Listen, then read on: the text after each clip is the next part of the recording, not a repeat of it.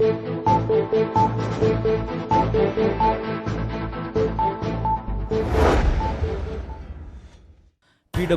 GSIDC आणि WRDची 1,500 कोटींची pending बिलां, 7पेची फाटल्या वर्साची सादारण 500 कोटी लायबिलिटी आणि फुडें म्हयन्याक 60-70 कोटी मायज खर्च।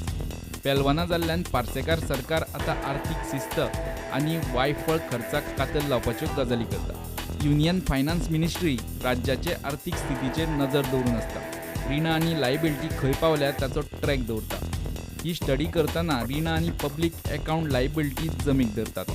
गोंयचे आतां मेरेन फक्त मार्केटांतले रिणूच 10,000 कोटीक तेंकता। तातूंत रिझर्व्ह बँका मार्फत घेतात त्या डेव्हलपमेंट बॉन्डाचे रिणूच पावला 6,000 कोटी वयर, चडशे GSIDC। NSSF कडच्यान घेतिल्ले रीण तेंकत आयले 3,000 कोटी, नाबार्डाचे 500 कोटी वयर पावले।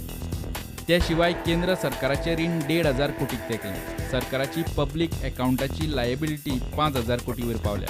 सरकारी कर्मचाऱ्यांचो प्रोव्हिडंट फंड, वेगवेगळे अर्थीक एमर्जन्सीच्या तरतुदी खातीर म्हूण केल्ले रिझर्व्ह फंड, कॉन्ट्रॅक्टराची डिपॉझिटां, कंटिंजन्सी ह्या फंड्सांचेर सरकाराक जीव दिवचे पडटा।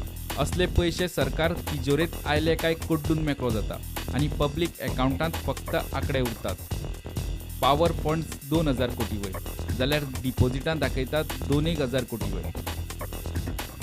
रिझर्व्ह फंड तेकले 1,000 कोटी। हे फंड्साचे अकाउंटांत फक्त आंकडे, आयिल्लो पयसो सरकारान मोडलो।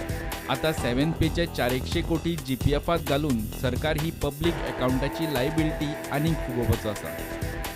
आयचे घडयेक सरकाराचे रीण आनी लायबिलिटी 17,000 कोटी, म्हणजे 170 अब्ज। 2012त हो आंकडो 10,000 कोटी आशिल्लो। 6 वर्सां उपरांत 2022-26 मजगतीं तेन्नाच्या सरकाराक ह्या सरकारान घेतिल्ल्या रिणाचो फक्त प्रिन्सिपल फारीक करूंकूच वर्साक 1,200 कोटी रीण काडचे पडटले।